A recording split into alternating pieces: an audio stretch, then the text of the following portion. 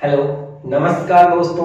आप सभी दोस्तों का आपके अपने YouTube चैनल कृषि किंग में मैं अजय कुमार हार्दिक स्वागत करता हूं। दोस्तों, आज के इस वीडियो में हम बात करने वाले हैं जो घिया की खेती। जैसे कि हमने बात की थी कि कल के जो वीडियो में जो सरसों के बारे में और गेहूं के सरसों के बाद जो दूसरी जो जायद फसल है वो किस प्रकार से ले सकते हैं, तो उसके बारे में आज हम उसी श्रेणी में बात करते हुए आज हम बात करेंगे एक फसल की, एक जो खेती है हमारी जो सब्जी की है उसके बारे में हम चर्चा करेंगे। कि आज का जो विषय होगा वो होगा कि जो लौकी है यानी कि घिया होती है उसकी कौन सी उसकी बुआई किस प्रकार से करनी है और क्या उनकी कौन सी जो प्रमुख किस्म है जिससे हम अच्छा उत्पादन ले सकते हैं, हमारा जो उत्पादन है वो ज्यादा मात्रा में मिल सके अच्छी क्वालिटी में, और हमारा जो वो उसका रेट मार्केट के अंदर जो भाव है मंडी के अंदर जो अच्छा उसका भाव ले सके। तो दोस्तों, शुरू करने से पहले छोटी सी रिक्वेस्ट है, अगर आपने अभी तक हमारे चैनल को सब्सक्राइब नहीं किया है तो चैनल को सब्सक्राइब जरूर कर लें, साथ में जो घंटी का बटन है उस पर क्लिक करके ऑल नोटिफिकेशन को जरूर ऑन कर लें। तो दोस्तों, वीडियो पसंद आए तो वीडियो को लाइक जरूर कीजिएगा, जिससे आपके इस लाइक से हमारा मोटिवेशन बढ़ता रहे और हम आपके लिए अच्छी जो जानकारियां हैं वो आपको प्रोवाइड करवाते रहें। अगर आप किसी अलग जानकारी के बारे में जानना चाहते हैं तो आप हमें कमेंट करके या आप हमारे व्हाट्सएप नंबर पे चैट कर सकते हैं। तो दोस्तों, आज हम बात कर रहे हैं घिया के बारे में। तो सबसे पहले हम बात करेंगे दोस्तों घिया की जो फसल है तो उसको लिए किस प्रकार से हम खेती तैयार करें, किसके बारे में उसके बारे में हम जानेंगे। तो जैसे ही जो ये होती है घिया की जो खेती होती है,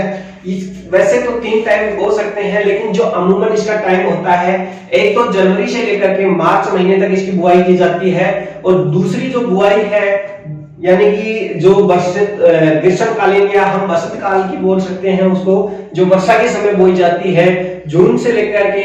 अगस्त तक लगभग बोई जाती है।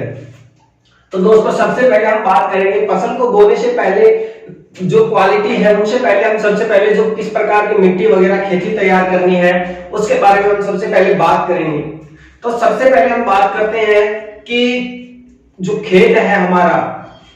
हमारी जो मिट्टी है, पहले आप अगर हो सके आपके पास नजदीक जो कृषि की लैब वगैरह है तो आप वहां पर उसकी जांच जरूर करवा लें, जिससे आपकी जो मिट्टी और पानी के अंदर या मिट्टी के अंदर पानी की जांच भी अवश्य करवाएं कि आपके पानी के अंदर किस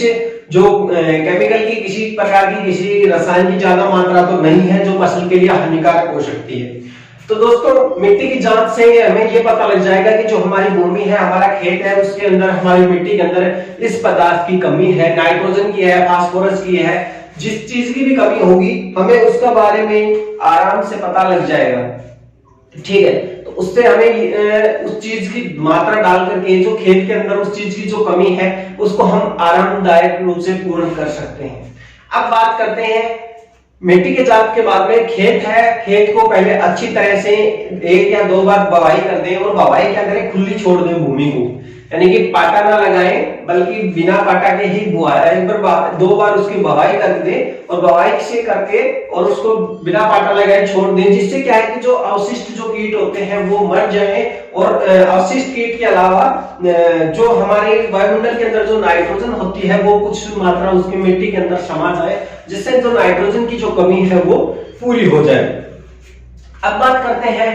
बुआई जुताई के बाद, जैसे 2-4 दिन खुला छोड़ने के बाद में फिर आप उसके दोबारा से पाटा लगाकर उसकी बुआई कर सकते हैं, या दोबारा पाटा लगाने से पहले आपको जो हमें खाद डालना है प्रति हेक्टेयर के हिसाब से बात करें तो प्रति हेक्टेयर में 20 से 30 क्विंटल देसी खाद डालना है, और लगभग 50 किलो जो हमें नाइट्रोजन है या फिर जो फास्फोरस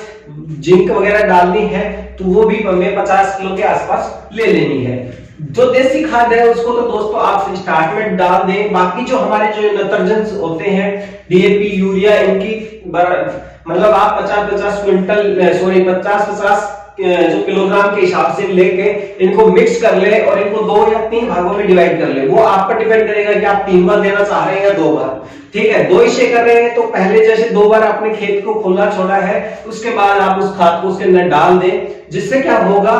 और फिर उसकी बुआई कर दे, और 2 दिन बाद आप उसके अंदर फसल लगा सकते हैं। अब बात करें या फिर आप जैसे उसकी 2 मात्रा बनाई है तो दूसरी मात्रा कब डालनी है, जब स्टार्ट के अंदर जो पादप है, पादप अगर 4 या 5 पत्तियों का हो जाता है, तब वो दूसरी मात्रा उसके पास मिट्टी खोद के मिट्टी में डाल देनी है। अब बात आती है कि हम जो घिया है उसकी हम बुआई किस प्रकार से करें, कौन सी तकनीक सबसे बेस्ट मानी जाती है। तो मैं आपको सजेस्ट करूंगा कि जो अपनी ड्रिप सिस्टम है, जो बूंद बूंद सिंचाई है, नलकियों के द्वारा जो हम पानी पहुंचाते हैं, सबसे बेस्ट वो है। वो क्यों? क्योंकि अगर हम पूरे खेत के अंदर दवाई जुताई करते हैं और पूरे खेत के अंदर बिना क्यारियों के उसको घिया को लगाते हैं, तो एक तो संपूर्ण खेत के अंदर हमें पानी की जो मात्रा है वो ज्यादा लगेगी।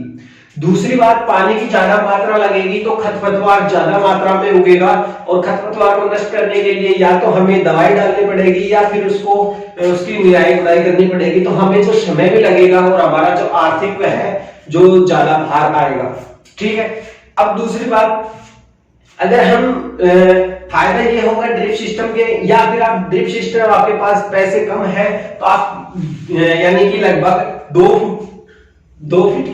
2 फीट चौड़ाई की या 1.5 फीट चौड़ाई की आप खालियां बना ले खेत के अंदर, एक किनारे से दूसरे किनारे तक। जिससे क्या होगा, आपको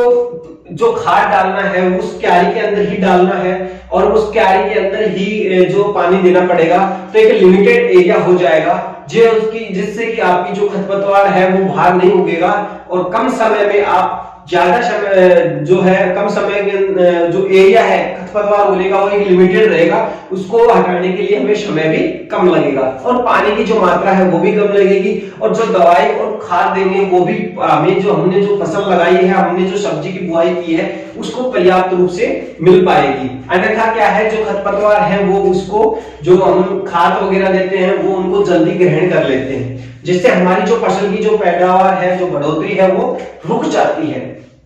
तो दोस्तों इससे ये बेनिफिट हमें मिल जाएगा। अब बात करते हैं कि उससे फिर बाद में अगर आप ड्रिप वाला सिस्टम अपना रहे हैं, ड्रिप वाला नहीं है, तब तो आप एक दोरों का जो सिस्टम है ये अपना लें। अगर ड्रिप वाला है तो सबसे बेस्ट है, आपको वहीं पानी की बूंद गिरेगी और वहीं पर आपको बीज लगा देना है। अब बात करते हैं जनवरी से लेकर के मार्च महीने तक जो फसल बोई जाती है उसके अंदर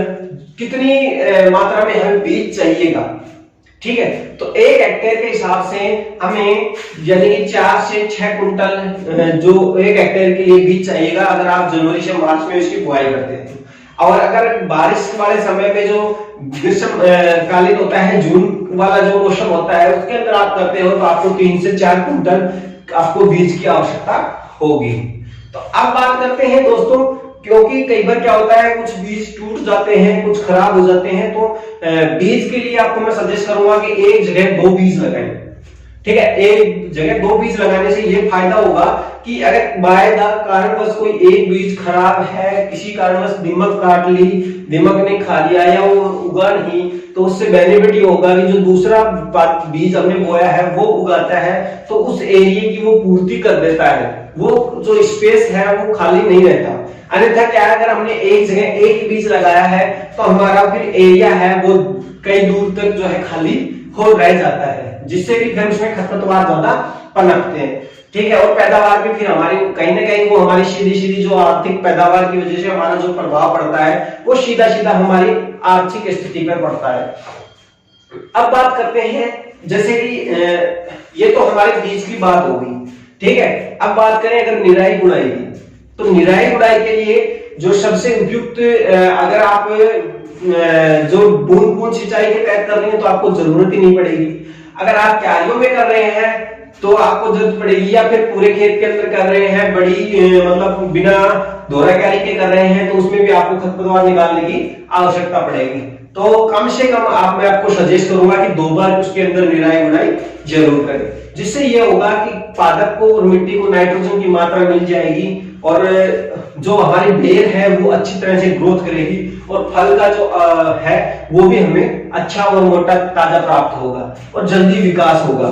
ठीक है, तो इससे हमें ये बेनिफिट मिलेंगे। तो दोस्तों वीडियो पसंद आया हो तो वीडियो को लाइक जरूर कीजिएगा। अब बात करते हैं कि जो घिया की खेती है ये जमीन पे ही करें या फिर तारबंदी के ऊपर। तो दोस्तों इसका थोड़ा सा प्रभाव, अगर हम कुछ पैसा खर्च करते हैं, हम कुछ पैसा खर्च करके हम जो पाइप या लकड़ियों के ऊपर जो लोहे का जो जाल लगाते हैं, उससे क्या प्रभाव पड़ता है कि जो जाल होता है, जाल के ऊपर बेल फैल जाती है। हमें पहली बात तो नीचे जो हमने क्यारियों में पादप लगाया है, तो वो पादप नीचे साफ सफाई रहेगी। फर्स्ट बात, जो हमारे फल लगेंगे वो कहाँ लगेंगे, ऊपर लगेंगे और स्वतंत्र रूप से हवा में लटके हुए रहेंगे। तो उस पे हम किसी प्रकार की दवाई वगैरह डालते हैं तो उस पे जो है बीमारी वगैरह है वो कम होती है। अन्यथा क्या है कि नीचे जमीन में जब फल टिका रहता है और नमी की वजह से मिट्टी के साथ वो जल्दी खराब हो जाता है। तो पहली बात तो ये कि हमारे 100 में से 100 फल लगभग सही रहेंगे, 1% ही खराब होने की संभावना होती है। और जबकि जमीन के अंदर हमारी जो सब्जी होती है उसमें से 100 में से लगभग 70% तक ही ठीक रहते हैं, 30% खराब होने की संभावना रहती है, जिससे का प्रभाव सीधे सीधे हमारी जेब पर पड़ता है। साफ सी बात ये। अब बात करते हैं कि उसमें थोड़ा सा खर्चा आएगा, लेकिन एक बार आप उसको परचेज करने के बाद में कई प्रकार की सब्जियों में आप उसको काम में ले सकते हो। जैसे पहले आपने घिया के लिए काम में ले रहे हो, तो अगले साल अगर घिया का जैसे सर्दी के अंदर आप वो उपयुक्त नहीं है तो आप उसको खेत की चार दिवारी के लिए काम में ले सकते हो। ठीक है, तो वो आपको बेनिफिट देता रहेगा हमेशा के लिए, जब तक वो मतलब टूटता नहीं है, जल्दी से टूटेगा भी नहीं, लगभग 10 साल तक तो आराम से चलेगा। ठीक है, और सजेस्ट करूंगा कि आपके जो नजदीक अगर कोई फैक्ट्री लगती हो तो वहां से ये चीज खरीदें जो आपकी जेब पर कम से कम खर्च आएगा।